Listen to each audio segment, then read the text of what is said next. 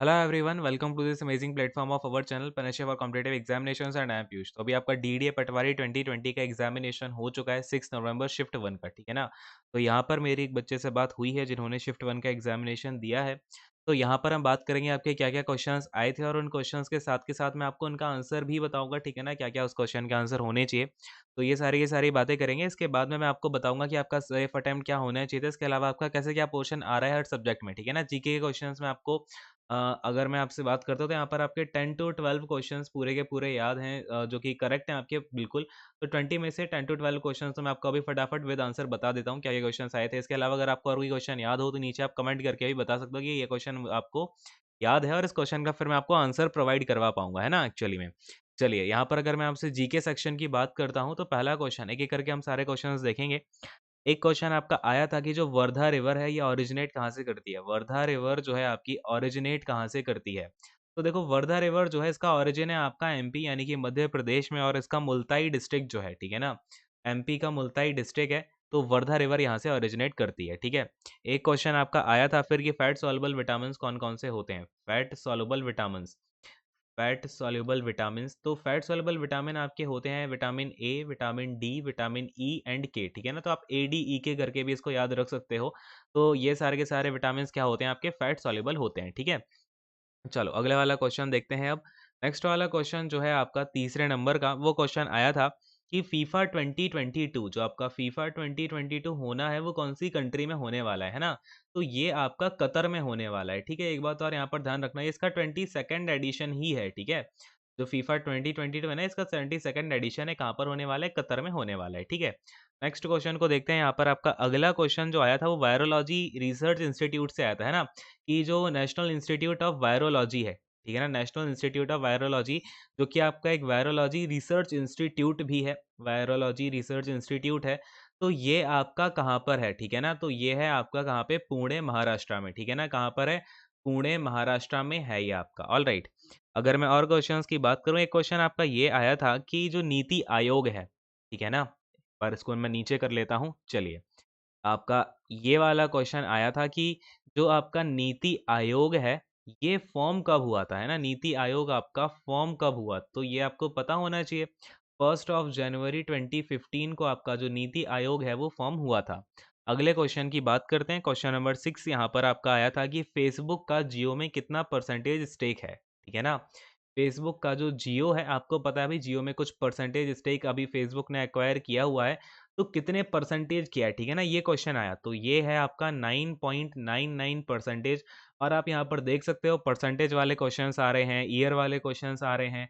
और आपका एक क्वेश्चन तो ये भी आ गया कि जो इंडिया का एग्रीकल्चर बजट है ना, एग्रीकल्चर बजट अभी अपना जो आया था 2020 का एग्रीकल्चर बजट, तो इसमें एग्रीकल्चर में कितना पैसा दिया गया इस बजट में, है ना। तो एग्रीकल्चर में जो बजट का पैसा है वो कितना है। तो ये आपका क्वेश्चन आया सीधा सीधा, इसका मैं आंसर बता देता हूँ एक बार आपको। 2.83 लाख करोड़ रुपीस जो हैं वो एग्रीकल्चर को यहाँ पर अपने क्या किए गए, दिए गए हैं कि आप इतना पैसा एग्रीकल्चर में लगाएंगे, ठीक है ना। तो काफ़ी इंपॉर्टेंट क्वेश्चन है ये। और देखो आप यहाँ पर नंबर से भी डील करने लग रहे हैं क्वेश्चंस, तो फिर काफ़ी इंपॉर्टेंट बात हो ही जाती है, ठीक है। अगला क्वेश्चन आपका अगर मैं बात करता हूँ, एक क्वेश्चन ये आया था कि जो इंग्लिश प्रीमियर लीग है, इंग्लिश प्रीमियर लीग, अच्छा ये फुटबॉल का होता है, ठीक है ना। English English football league basically अगर मैं आपसे बात करूं तो इसे किसने जीता हुआ है, ठीक है ना। तो ये जीता है लिवरपूल ने, ठीक है। कौन सी टीम ने जीता है, लिवरपूल की टीम ने जीता हुआ है। ये क्वेश्चन आपका आ गया। अगले क्वेश्चन की अगर मैं आपसे बात करता हूं तो एक क्वेश्चन ये आया कि जो चाबहार पोर्ट है, चाबहार पोर्ट जो है वो कहाँ पर है। चाबहार पोर्ट, तो ये आपका कहाँ पे है, ईरान में है, ठीक है। ईरान में भी अगर मैं आपसे बात करूं तो साउथ ईस्टर्न ईरान में है, साउथ ईस्टर्न ईरान में है ये आपका। और अगर मैं आपसे बात करूं ये कहाँ पर है, तो गल्फ ऑफ ओमान में है, गल्फ ऑफ ओमान में है ये आपका, ठीक है। तो इस बात को यहाँ पर ध्यान में रखेंगे। अगले क्वेश्चन पे आता हूँ। तो एक क्वेश्चन आपका यहाँ पर ये आया था कि जो आपका ये बुक्स एंड ऑथर से काफ़ी क्वेश्चंस आए थे ना, बुक्स एंड ऑथर्स यहाँ पर बच्चे बता रहे हैं, बुक्स एंड ऑथर से कम 1-2 क्वेश्चन देखने को मिले हैं।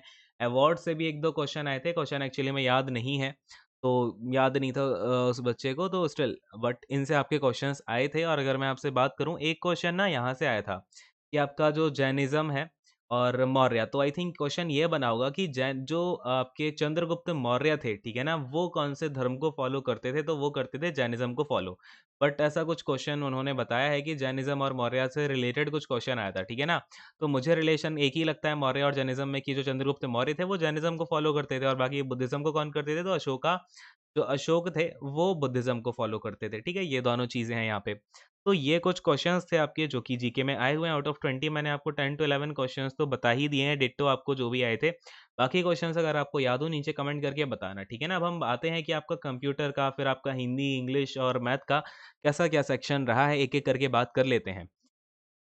नाउ सबसे पहले मैं आपसे यहाँ पर बात करूँगा कंप्यूटर की, ठीक है? अब आप कंप्यूटर को देखिए यहाँ पे कंप्यूटर में अगर मैं आपसे बात करूँ तो जो मैंने आपका एनालिसिस कर कराया था ना, उसी टाइप के क्वेश्चंस उन्होंने बताया है कि कैसे आए। तो देखो एमएस वर्ड है, एमएस एक्सेल हो गया, ठीक है? यहाँ से आपके शॉर्टकट कीज़ काफ़ी पूछ ली गई, ठीक है ना? तो शॉर्टकट्स काफ़ी पूछे गए एंड कल वाली क्लास में मैंने आपको सारे शॉर्टकट बता दिए थे जो भी इम्पोर्टेंट है।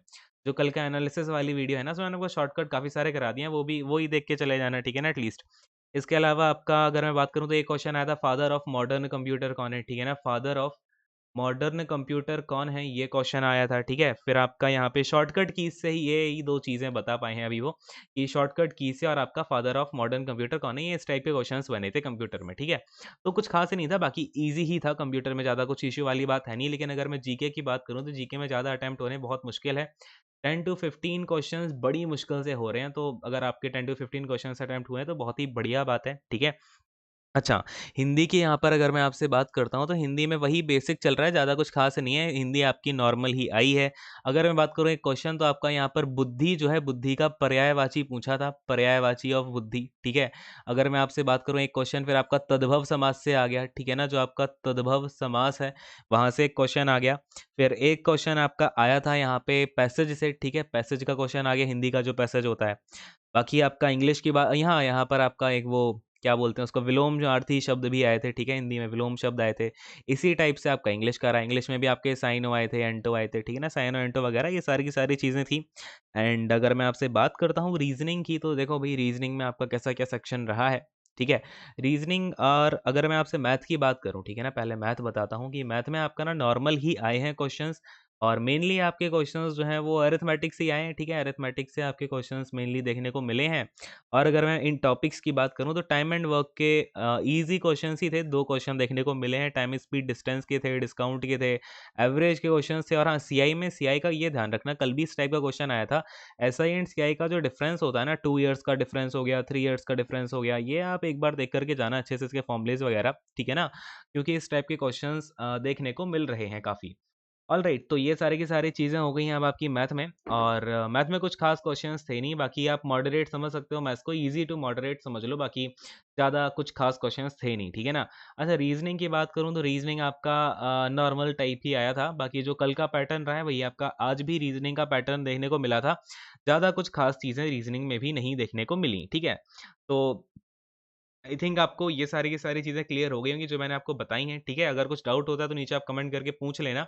इसके अलावा अगर आपके पास कुछ क्वेश्चन्स हैं तो नीचे कमेंट करके अपने क्वेश्चन्स वगैरह ज़रूर बताएँ, ठीक है? अब तो आपका अगला एग्ज़ामिनेशन कब है?